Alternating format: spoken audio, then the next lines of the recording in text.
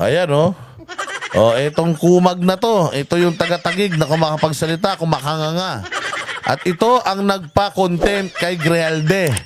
At tatandaan nyo ang mukha nitong punyetang ito ang nagpakulong kay Grijalde na hanggang ngayon, Grijaldo ba yun? Grijalde, Kernel, na hanggang ngayon nasa kulungan pa dahil mapagmalapis kayo sa kapangyarihan.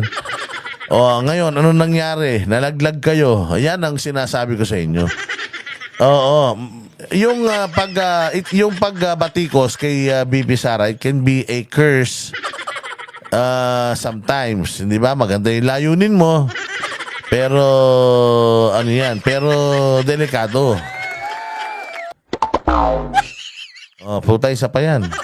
Suksok mo sa ilong mo. Oh, tangina, ito yung mga magagandang bagay na nangyari sa pagkawala ni VP Sara Duterte. Ito yung mga magagandang bagay eh. Ito yung mga napakahusay na mga kaganapan. Oh, kaya sabi ko nga hindi tayo natalo rito sa eleksyon na to. Ang laki ng ipinanalo natin sa eleksyon na to dahil si Abante, ito, si Fernandez, si Castro, lahat yan nagsipaglaglagan kahit sa senatorial ball, si Manny Pacquiao na mukhang mayaman na mukhang mayaman na panadero. Oh, tinan nyo nangyari. Ayun, bagsak, kumpiyansa. Akala niya malakas siya. Akala niya mananalo siya, ganun-ganun lang. Oh, ngayon, ano nangyari? Di napahiya ka.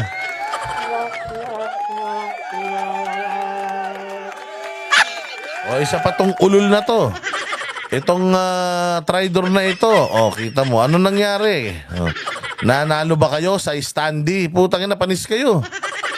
Ang kinalaban nyo, hindi gumagalaw na standee. Ibig sabihin yung kahon na nakaganyan. Yun lang ang kalaban mo, Mix Nograles, hindi ka pa nanalo. Putang ina, paano na pagka nilabanan ka sa posisyon ng aso ng kapitbahay namin? Eh di lalo nang hindi ka na nanalo. Walang Diyo naman, oy, Carlo Nograles, puta, anong gagawin nyo ni Abalos? Babalik na naman kayo sa gobyerno para doon na naman kayo maghasik ng lagim. Tanginan yan, ang laki ng ginastos ni Abalos dito. Sobrang laki, hindi ito papayag na mapunta sa wala yan. O sige, diretso. O ito pang isang kupal. Tinalo ni Marcy Chodoro. Naknang po siya, may disqualification case pang naturingan. Tinalo si Coco Pimentel. Senador ka pa naman. Tayo na kinila ka sa buong Pilipinas. Tapos kalit-lit na distrito sa Marikina, natalo ka pa. O yan ang this is what you get. From targeting VP Inday Sara. Yan ang napala nyo. Isa pa tong kupal na to. Utangin na, tali-talinuhan. Inuna pang tumakbo sa politika bago maghilod. Ang inantong mga makakaliwa na to. Ayan ang isa. Yan ang gusto kong makita. Balang araw naka-orange siya. Tapos nakahawak siya sa mga rehas. Saka lang bubuksan after how many years na magsintensya siya dun. Wala na siyang immunity. Hindi na siya congressman. Hindi na siya senador. Good luck, madam. Bumalik ka na ngayon sa kabundukan. Tapos binaging-baging ka dun. Ito pa isa si Wakwak. Ito si Wakwak. Nuknukan din ang yabang. Halos maubos ang bigas sa kanilang nasasakupan. Dahil nagbenta ng bigas ito dyan, 20 pesos. Ang ina niyan, 20 pesos na bigas. Ina ka, baka nga maamoy mo lang yung amoy niyan. Baka subuwalitag nasik mura mo sa mukhang yaman mo pa naman. Walang Diyo naman talaga to si madam, oh. Ito pa isa. Putang ina si Boy TikTok. Mag-TikTok ka na lang.